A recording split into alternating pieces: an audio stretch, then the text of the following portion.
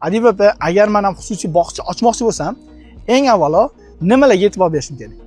Agar siz xususiy bog'cha ochmoqchi bo'lsangiz, 7 ta eng muhim jihatlarga e'tibor berishingiz kerak. Birinchisi konsept va qadriyatlar. Bog'changiz faqatgina bolalar qaraydigan joy bo'lib qolmasin, unda aynan qanday qadriyatlar bo'lishi kerak? Masalan, mehr markazimi, tarbiya ustuvormi yoki kreativ rivojlanishmi tanlash kerak. Ikkinchisi lokatsiya, joyi tanlovi. Ota-onalar uchun iloji boricha qulay, xavfsiz, yaqin joyda bo'lishi kerak. Uchinchisi ruxsatnomalar va qonuniylik. Maktabgacha ta'lim boshqarmasi orqali rasmiy litsenziya. Sanitariya gigiyena talablariga javob berish kerak.